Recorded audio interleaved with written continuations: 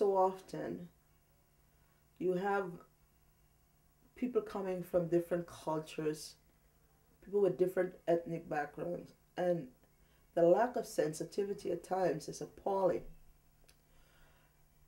Now, I would hate to use the word inhospitable, but for a new immigrant coming from some of the developing countries, what makes it very difficult is that you come with one expectation, and because you have a culture clash, things that probably was considered acceptable from that culture, being in Canada, they're not blatantly unacceptable. And Canada is being sold in the developing country as this new utopia. That you come to Canada, you'll have an excellent life, a good life, new opportunities for growth and whatever. And so often, individuals come to Canada, and what they were expecting, were sold one bill of sale, and they come here and it's something completely different. It puts pressure on the families, causes disruption. Now, a woman that was probably working, not probably, I had one client who was a principal at a school in the islands, and she got here, and her expectations at least she'd be teaching at the school and working her way up, becoming a principal. Now, she was working in a large department store, making $7 and odd cents per hour. The frustration and the pressure that's put on our home. This family was disrupted, and she ended up in a shelter.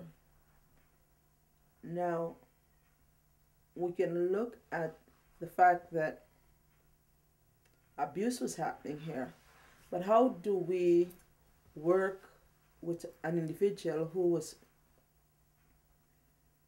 a principal making and earning good money, as opposed to this woman that's now here that's a department store salesperson that's making $7, let's say $8 an hour? How do we help this individual?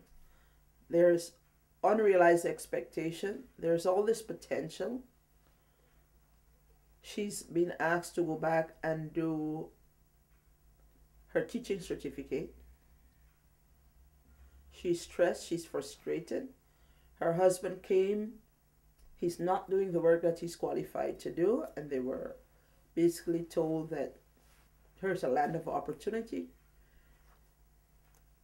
How do we work with these individuals? Where's the sensitivity? Sensitivity, why? The stress has taken its toll. She's frustrated.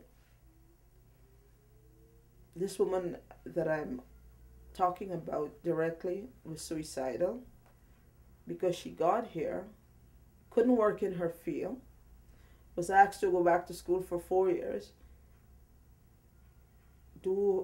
complete the credits for Bachelor's of Education, and then do the certificate in teaching, which would take another year. And she had to put a portfolio together to get assessed. What do you do with all maybe 15 years of teaching experience, which to her is not valued? So we come from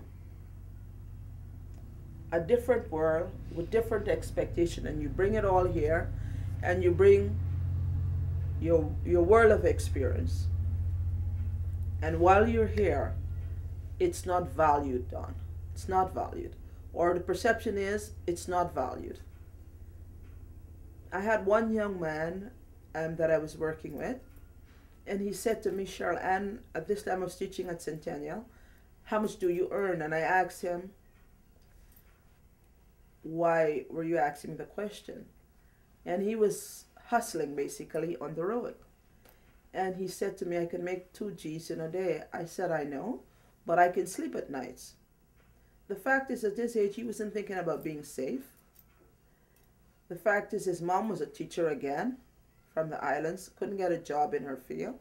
His father was a mechanic that had to go back to school and be certified as a mechanic. And you talk about the enormous pressure that's being put on that family. But what is being put in place by agencies to facilitate the transition from one life experience to a new life experience? And so when we look at women who are coming into shelters, who are coming from abusive relationship, we also have to look at it at how can we help the teacher that can't teach? How can we help the nurse that can't nurse? How can we help the doctor that can't attend to any patients? What do they do with all the training and the skill set that they've brought that they can't utilize?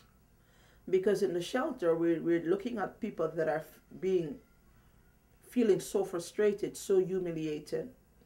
And so the sensitivity is important. And the people that need to be working in the shelters also need to be career facilitators, because you've got to work with these people to get them feeling good about themselves, to get them to believe in themselves, because they're being so beat up on that they feel that, well, I'm not good enough, I can't cut it, and hence they become depressed. So you're dealing with a whole continuum of issues that has to be addressed to get this woman that in the shelter that can feel good about herself, that can make good choices, to have an excellent transition from where she's coming from to where we are at, and to get her to be in a place where she feels she can take care of herself and take care of her family.